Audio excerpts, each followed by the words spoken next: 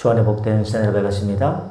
비오는 화요일 새벽 하나님 말씀은 사무엘상 27장 5절부터 7절까지 말씀을 중심으로 절망의 피난처 하나님의 은혜로 바뀌다라는 제목이 되겠습니다. 지난 시간에는 다윗이 사울의 추격을 피해 블레셋 땅으로 도망간 망명간 이야기를 했습니다. 인간적인 절망 속에서 택한 연약한 믿음 부족한 결정이었지만 하나님께서는 그 연약한 선택마저도 사용하셔서 다윗을 지켜주셨음을 묵상했습니다. 이제 블레셋 땅에 정착한 다윗은 그곳에서 어떤 삶을 살게 되었을까? 오늘 본문을 통해 다윗이 지혜로운 선택과 그 속에 담긴 하나님의 깊은 은혜를 함께 묵상하며 우리 삶에 적용한 교훈을 찾고자 합니다. 먼저 다윗은 가드왕 아기스에게 나아가 간청했습니다. 내가 당신께 은혜를 얻었사오니 소읍 중 작은 성읍 중 한 곳을 내게 주어서 내가 살게 하소서. 어찌하여 종이 왕과 함께 왕도에 살리이까. 다윗은요 가드왕 아기스에게 자신의 600명의 군사와 함께 변두리에 있는 작은 성읍에 살게 해달라고 요청했습니다. 이런 요청은 매우 지혜로운 행동이었습니다. 다윗이 왕궁 가까이에 머문다면 아기스 왕이 다윗을 의심하거나 통제하려 할 가능성이 높았을 것입니다. 그러나 다윗은 스스로 외진 곳, 멀리 떨어진 곳을 선택함으로써 아기스 왕의 경계심을 풀고 동시에 자신들의 백성들을 보호하며 자유로운 활동의 기반을 마련했습니다. 아기스 왕은 다윗의 요청을 어떻게 했을까요? 흔쾌하게 허락하며 시글락이라고 하는 작은 성읍을 다윗에게 주었습니다. 아기스가 그날의 시글락을 그에게 주었으므로 시글락이 오늘까지 유다 왕에게 속하니라. 이 구절은 다윗이 이후 유다의 왕이 될 때까지 시글락이 그의 영토가 되었음을 보여주고 있는 장면입니다. 다윗이 블레셋 땅에서 살았던 기간은 1년 4개월이었습니다. 이 기간은 그가 사울의 손에서 완전히 벗어나 안전하게 다음 세대를 준비할 수 있었던 소중한 시간이었습니다. 절망의 피난처로 선택한 블레셋 땅이 하나님의 은혜로 인해서 다윗의 왕국을 위한 준비의 장소가 된 것입니다. 오늘 본문을 통해서 얻을 수 있는 신앙적 교훈 3가지. 첫 번째는 우리가 살면서 무슨 선택을 해야 된다? 지혜로운 선택을 할 필요가 있다 이 말입니다. 다윗은 단순한 피난처를 넘어서 아주 전략적으로 행동했습니다. 그는 아기스 왕에게 겸손하게 아주 작은 성읍을 요구함으로써 의심도 피했고요. 자신의 독립성도 확보했습니다. 이는 다윗이 하나님의 인도하심을 기다리는 인내와 동시에 현실적인 위기를 극복하는 지혜를 가지고 있었다는 것을 보여줍니다. 우리도 삶의 문제를 만났을 때 무작정 기도만 할 것이 아니라 하나님께서 주신 지혜를 사용해서 현명하게 대처해야 됩니다.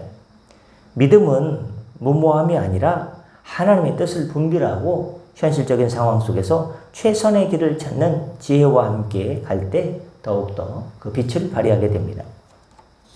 두 번째 교훈은 피난처가 훈련의 장소로 쓰일 수 있음을 우리는 기억해야 됩니다. 하나님의 은혜는요 절망을 찬스, 기회로 바꿉니다. 다윗에게 있어서 이 시글락 작은 성읍은 단순한 도피처가 아니었습니다. 그곳에서 다윗은 600명의 군사를 이끌고 블레셋의 위협으로부터 유다를 보호하는 역할을 수행하며 군사력을 키워갔습니다. 또한 훗날 자신의 왕국을 통치할 리더십을 훈련하는 귀한 시간이 바로 그곳에서 있었습니다. 하나님은요 우리가 절망적인 피난처라고 생각하는 그곳조차도 그곳에서 우리를 단련시키시고 훈련시키는 장소로 바꾸시는 분입니다. 우리가 지금 겪고 있는 어려움은 피하고 싶은 고난일 수 있지만 그 모든 것이 훗날 주님께서 우리에게 맡기실 사명을 위한 귀한 훈련의 과정임을 기억해야 할 것입니다. 끝으로 오늘 본문을 통해서 얻을 수 있는 세 번째 교훈은 우리가 기억할 것은 하나님의 시간표를 늘 기억하고 기대해야 한다는 것입니다. 하나님의 시간표는요 하나님의 때가 되면 반드시 뜻을 이루어 주시는 분입니다. 다윗은 블레셋 땅에서 얼마나 살았을까? 1년 4개월이라는 시간을 보냈습니다. 이 기간은 사울왕의 통치가 종말에 가까워지고 다윗이 유다의 왕이 될 준비를 하는데 꼭 필요한 시간이었습니다. 하나님께서 다윗을 향한 계획을 잊지 않으시고 가장 적절한 때에 그를 왕으로 세워주셨습니다. 우리가 아무리 조급해 보여도 하나님은 주님의 완벽한 시간표에 따라 모든 것을 이루어 가시는 분입니다. 지금 당장 눈앞에 아무 일도 일어나지 않는 것처럼 보여도 하나님은 보이지 않는 곳에서 우리의 삶을 인도하고 계심을 믿어야 됩니다. 말씀 마치고자 합니다. 오늘 우리는 사무엘상 27장의 말씀을 통해서 다윗이 절망의 피난처에서 하나님의 은혜로 훈련받는 과정을 보았습니다. 다윗은 자신의 지혜와 믿음을 겸비하여 위기를 극복했으며 하나님은 그 모든 과정을 사용해서 그를 왕의 자리로 인도해 주셨습니다.